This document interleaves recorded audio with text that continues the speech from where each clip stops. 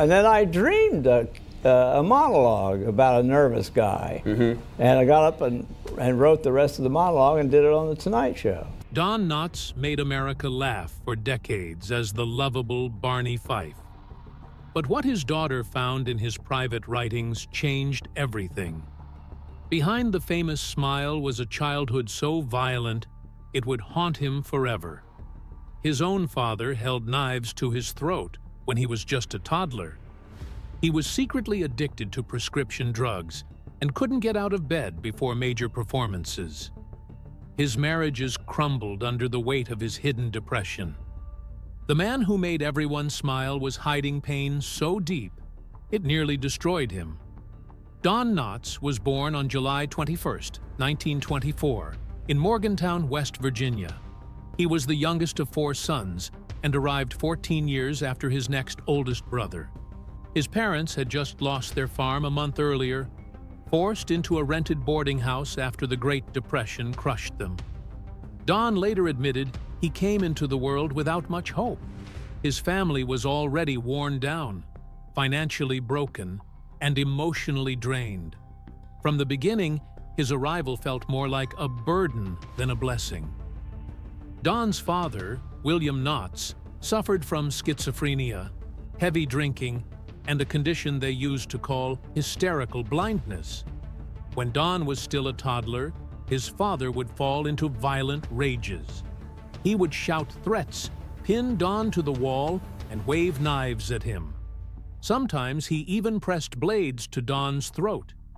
These moments started when Don was just 2 or 3 years old. His father was hospitalized more than once before being placed in an institution. He died when Don was 13. The terror from those early years never fully left him.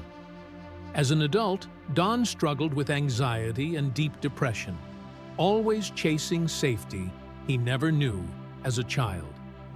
The house was small and unsafe.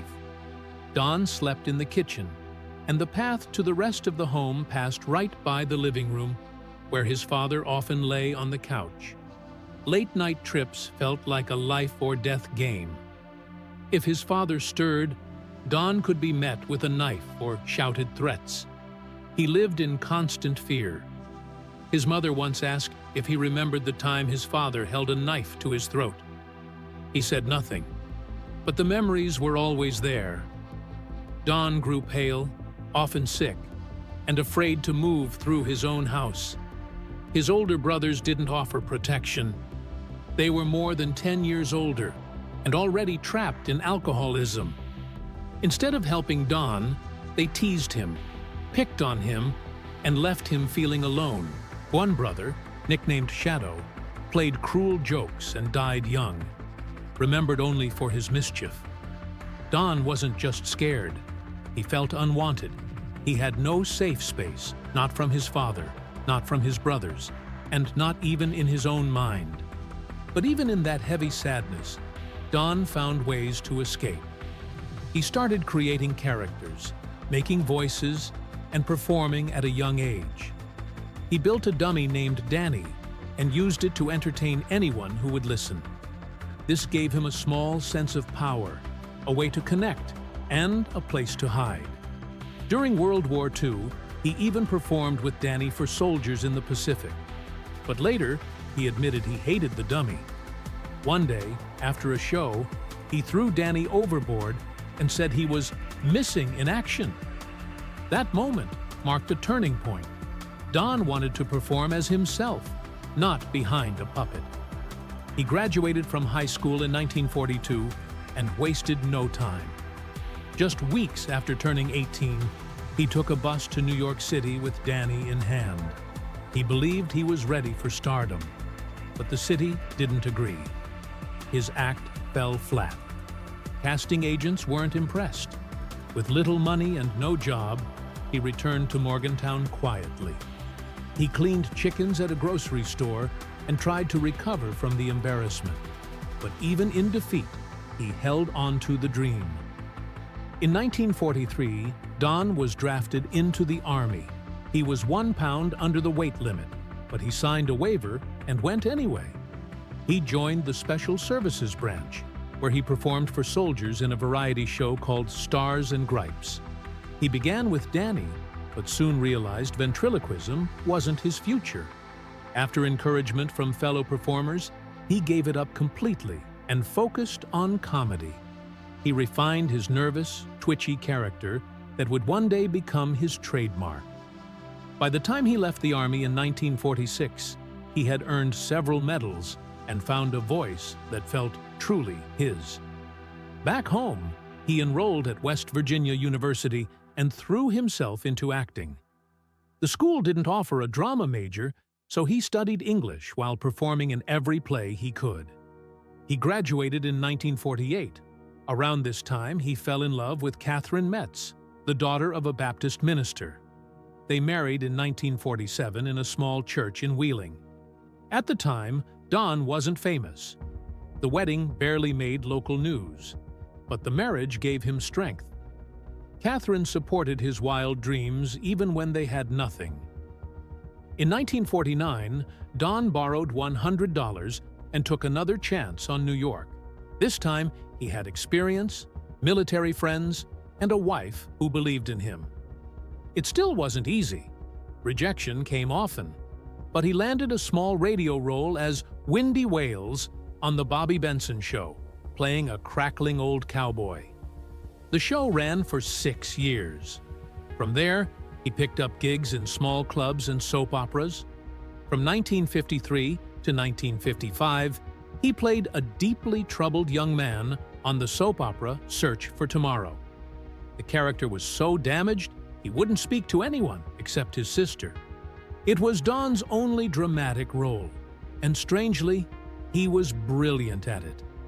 Week after week, he delivered live performances on a show that aired when most TV wasn't even recorded yet. The pay wasn't huge, but it was steady. For a young actor in the early 1950s, that meant everything. That show gave Don not just money, but also gave security, and it gave him the space to dream about doing something very different. In 1956, that dream found a spotlight when Don joined The Steve Allen Show. It was a chaotic, fast-paced variety show that drew millions of viewers, and Don stood out right away. He didn't shout or sing or tell loud jokes. He played someone scared, terrified, actually. He became the trembling guy in interviews, the surgeon with shaking hands, the poor soul tasked with putting pins back in hand grenades. Audiences couldn't look away. His eyes widened, his voice cracked, and suddenly, nervousness was funny. Really funny. That character, the nervous man, stuck with him for life. It became who he was to the public. Every time he stammered and panicked on screen, people laughed harder. It was more than just a hit. It became his signature. What fans didn't know was that the fear wasn't just an act. Don really was nervous. Off-screen, his anxiety was so intense that before big performances, he sometimes couldn't get out of bed. The fear would hit him like a wall. He saw therapists, tried everything he could to manage it. But it never completely went away. What made audiences laugh made him suffer. Still, he pushed through it, again and again. His greatest strength as a performer, his twitchy, unsure stage presence, was rooted in real pain. That vulnerability gave his characters depth.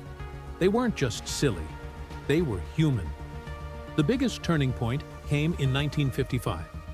Don landed a small role in a Broadway comedy called No Time for Sergeants. It starred Andy Griffith, a Southern comic with a natural charm. Don's part was brief, but what happened backstage would change everything. He and Andy clicked. Over the course of 76 shows, they became close friends. When the play became a movie in 1958, Don followed. That connection didn't just lead to more work. It led to The Andy Griffith Show. When The Andy Griffith Show started in 1960, there was no plan for a clumsy deputy. But Don Knotts had other ideas. He had just left The Steve Allen Show and saw the pilot. Right after watching it, He called Andy Griffith and said, "You're going to be a sheriff. You'll need yourself a deputy." Andy told him to call the producer, Sheldon Leonard. Just like that, Don was in. Within weeks, the world met Barney Fife, the overly confident deputy who only carried one bullet in his shirt pocket. By the second episode, Andy realized something big. This odd little man might be the real star of the show. Their chemistry clicked instantly. Years later, TV Guide named Barney Fife the 9th greatest TV character of all time. Between 1960 and 1965, Don Knotts won 5 Emmy Awards for playing Barney. He won in 1961, 1962, 1963, 1966, and 1967. At the time, no other supporting actor in a comedy had ever done that. Even though stars like George C. Scott and Robert Redford were everywhere, Don's anxious, bug-eyed deputy kept beating them. He was in his backyard painting a fence when he got the call about his first nomination. He later said, "I had always been a prepared loser." But year after year, he kept winning. By 2025, no one has matched his streak. Andy Griffith originally wanted to be the funny one, but during the second episode, Manhunt, he saw how much stronger the show was when Don played the fool and he played it straight. Andy said later, "I knew by that episode that Don should be the comic and I should play straight. That made all the difference." That change shaped everything. It gave Don the space he needed to be loud, nervous, and hilarious, while Andy stood calm beside him. Their timing became a blueprint for sitcoms that followed. The laughs came faster, and the bond between the characters felt real. The show wasn't just funny, it was a hit. From 1960 to 1968, The Andy Griffith Show never dropped below 7th place in the Nielsen ratings. In its final season, it finished as the #1 show in America. Only I Love Lucy and Seinfeld have done that.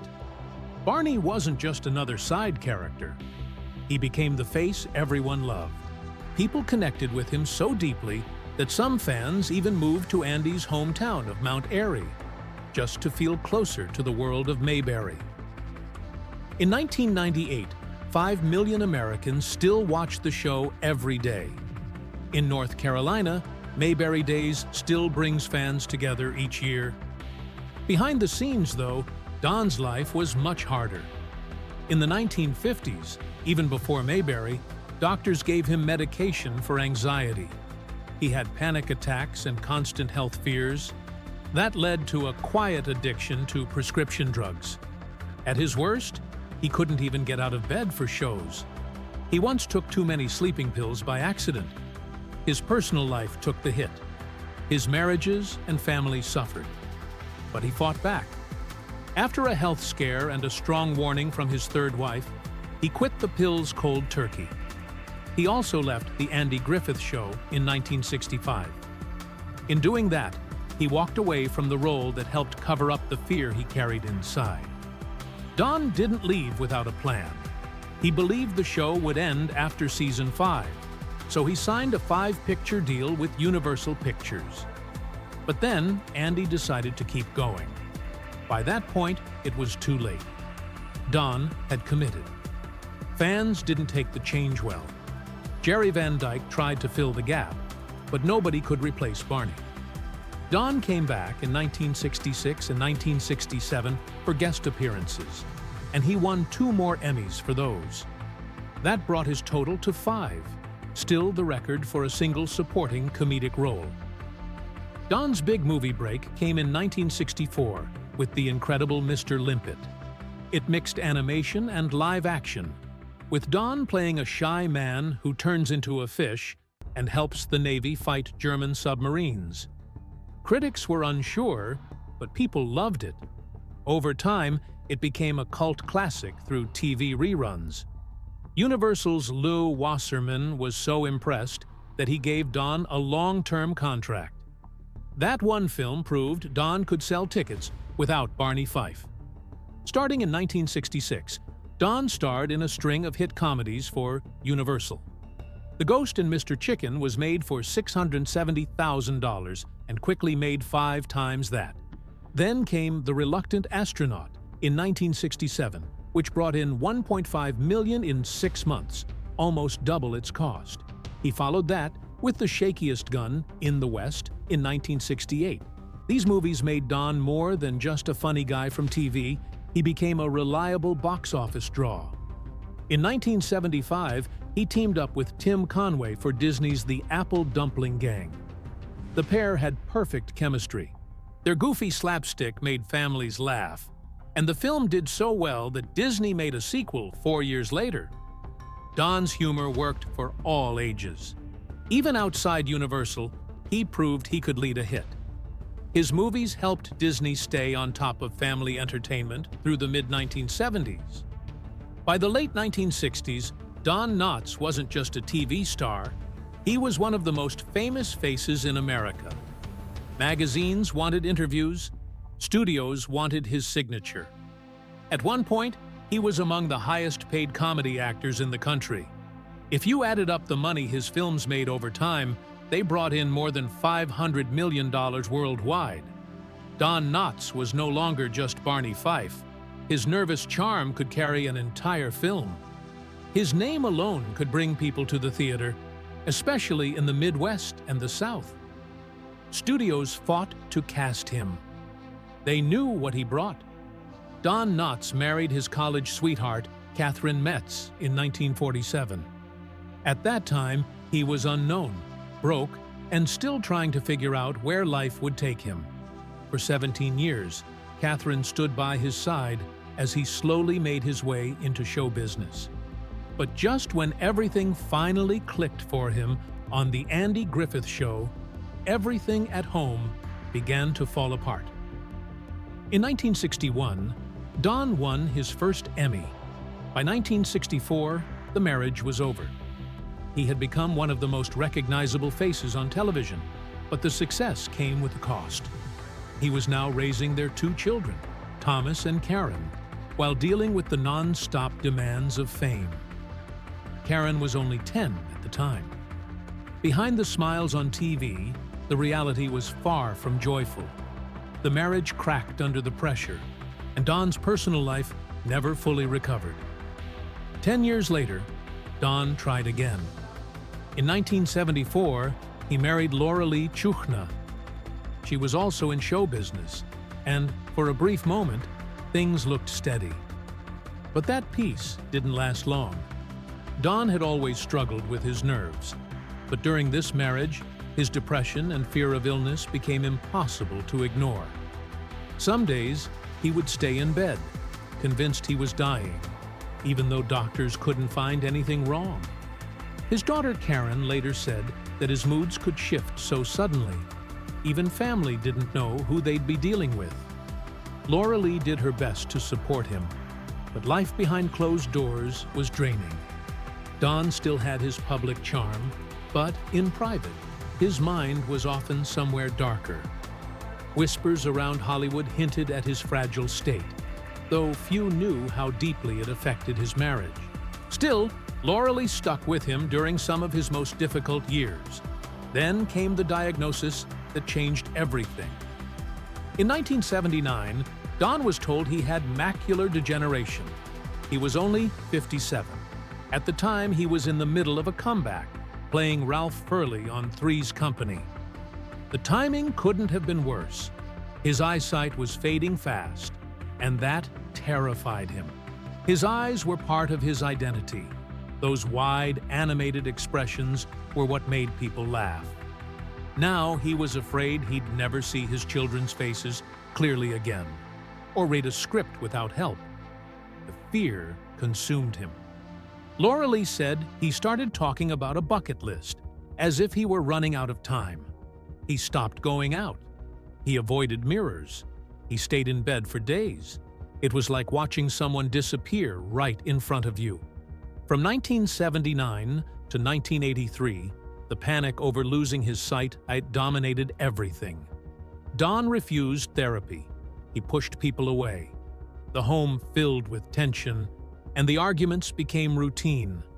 Laura Lee finally left in 1983. After 9 years of marriage, she said his fear of going blind had broken them.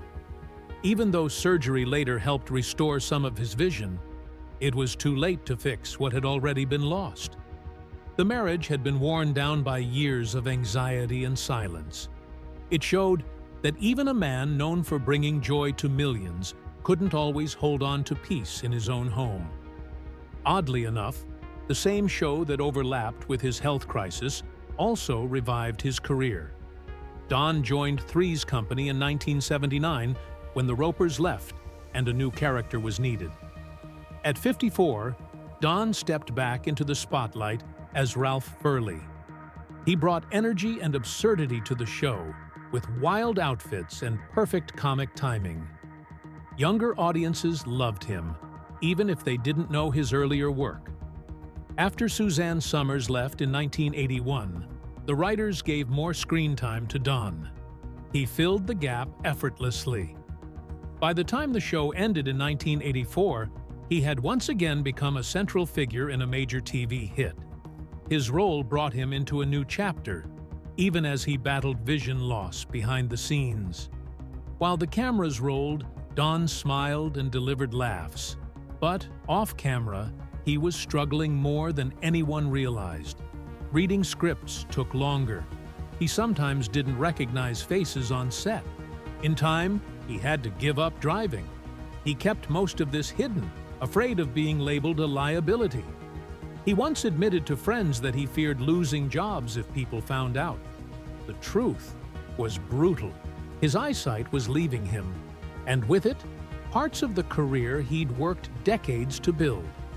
Still, he showed up. He performed. He wore the mask so well that even some colleagues didn't know what he was going through. His family, however, felt it all. Laura Lee remembered how the house grew quiet. Don barely spoke some days. Karen said his moods would swing so sharply that no one knew what version of her dad would walk through the door. He became anxious, distant, sometimes angry. Friends noticed the difference too. He wasn't as playful during rehearsals. He stayed quiet until it was time to perform, then flipped the switch. Afterward, he often went home drained. For more than a year, the depression hung over everything. Yet to the public, he was still the lovable face from television, always smiling. The contrast was heartbreaking. Eventually, there was a breakthrough. Don found a specialist in Los Angeles who was working on a new laser procedure. The surgery was risky, expensive, and still in its early stages. But Don went through with it. It worked. The leaking blood vessels in his eye were treated, and he regained a large portion of his central vision. It wasn't perfect. He never read quite the same way again, but it gave him back his independence. Just 2 months later, he returned to the set. He cried with his family and thanked the doctors who helped him. For the first time in years, he looked forward instead of back. Karen Knotts didn't grow up knowing the full truth about her father's past. Years later, she uncovered things that changed how she saw everything. Don Knotts, the man who made America laugh for decades, had grown up in a home filled with fear. In 1920s, Morgantown, West Virginia, Don lived with a father who suffered from schizophrenia and alcoholism. That combination often turned violent. One night, his own father threatened him with a knife. Don had to sneak past the sofa just to move through the house safely. His older brothers didn't help. Sometimes they joined in. He looked pale and skinny because he was living in constant fear. Karen said the house felt soaked in it. His one comfort was a ventriloquist dummy he made by hand. But even that was an escape, not a joy. When his older brother Sid died from an asthma attack, it broke something inside him. That loss left a wound Don carried for the rest of his life. Karen's discoveries didn't just give new meaning to her father's childhood. They changed how people understood the pain behind his comedy. Even with 5 Emmys and a career that spanned over 50 years, Don still admitted he felt like a failure. He once said, "I felt like a loser. I was unhappy most of the time." To the world, he was a legend on shows like The Andy Griffith Show and Three's Company. But inside, he was still that frightened little boy. He went to therapy. He wrestled with anger, sometimes even at God. He was always searching for peace, but never quite found it. His story proved that childhood trauma doesn't just vanish with success. It lingers. It shapes every part of who you become. At home, Don was very different from the man fans saw on screen. Karen remembered 2 versions of him: the cheerful one that people loved, and the one who fell into deep sadness when no one was watching. As a child, she had to help lift him out of those dark moods. She said she acted like a mini shrink. Don carried heavy scars from growing up with a violent father and an alcoholic brother. But he never let that darkness reach his own children. He was gentle. He was careful. He made sure they never felt what he had felt. Therapy helped him later in life, but Karen's support made the biggest difference. Without her, it might have been much harder. In 2002, Don married Frances Yarborough. He was 78. They had met almost 20 years earlier while working on a sitcom called What a Country. Frances was over 30 years younger, but their bond was deep. She brought him comfort in his final years. By then, his health was fading. He had macular degeneration and lung cancer. Frances became his partner, his helper, and his closest friend. Their life together was quiet, but full of care. When Don passed in 2006, Frances inherited his estate. That spoke volumes about how important she had become to him. After all the pain in his early years, Don had finally found peace. Don's lung cancer diagnosis came in the early 2000s. He had quit smoking more than 10 years earlier, but it wasn't enough. Still, he met the disease with humor. That's what made his story different. When the doctors told him the news, he cracked a joke. When chemo stopped working, he made his family laugh. Even when he knew time was short, he didn't let sadness win. He had already survived near blindness. He knew what it meant to fight, and he kept fighting with jokes. As the illness got worse and he moved home for his last days, he kept the mood light. Comedy wasn't just his job, it was how he survived. Karen was there in those last days, and she remembered something that would never leave her. Even as his body failed, Don kept making jokes. One of them made her laugh so hard she had to leave the room. She was embarrassed, but it was also beautiful. Her father had given her one last laugh.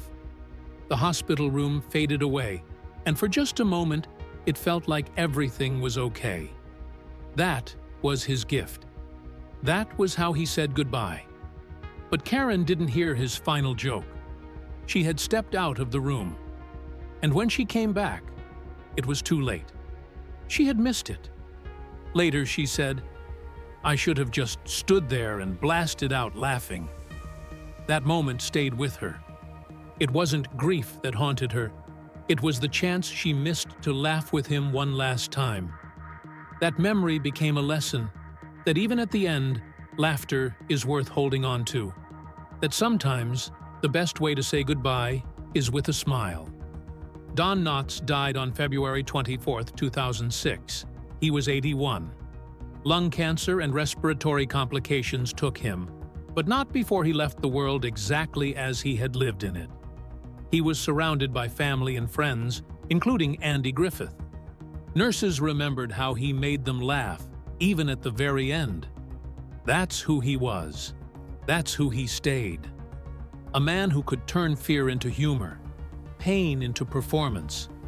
A man who left not with silence, but with joy.